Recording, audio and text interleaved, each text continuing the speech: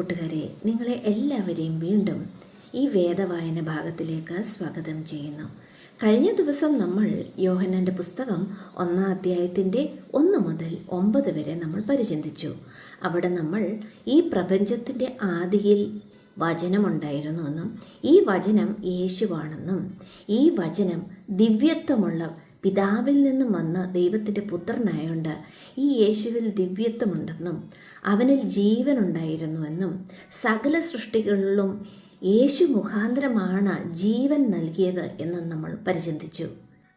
നമുക്ക് നഷ്ടപ്പെട്ട ജീവനെ തിരികെ നൽകുവാനാണ് പിതാവായ ദൈവം യേശുവിനെ ഭൂമിയിലേക്ക് അയച്ചതെന്നും നമ്മൾ മനസ്സിലാക്കി.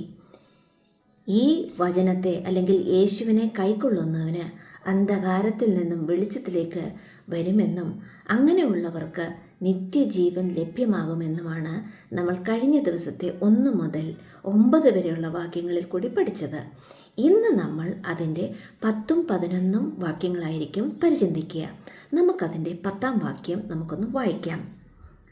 അവിടെ ഇങ്ങനെ വായിക്കുന്നു: അവൻ ലോകത്തിലുണ്ടായിരുന്നു, ലോകം അവൻ മുഖാന്തരം ഉളവായി, ലോകമോ അവനെ അറിഞ്ഞില്ല.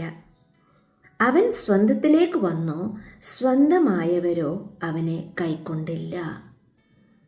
കൂട്ടുകാരെ, ഇവിടെ 10ാം വാക്യം പറയുന്നത് അവൻ ലോകത്തിൽ ഉണ്ടായിരുന്നു, ലോകം അവൻ മുഖാന്തരം ഉളവായി എന്ന്.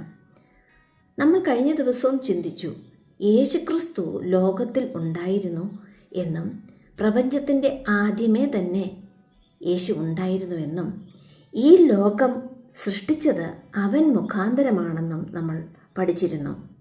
അതുതന്നെയാണ് ഇവിടെ വീണ്ടും പറയുന്നത്. അവൻ ലോകത്തിലുണ്ടായിരുന്നു, ലോകം അവൻ മുഖാന്തരം ഉളവായി, ലോകമോ അവനെ അറിഞ്ഞില്ല.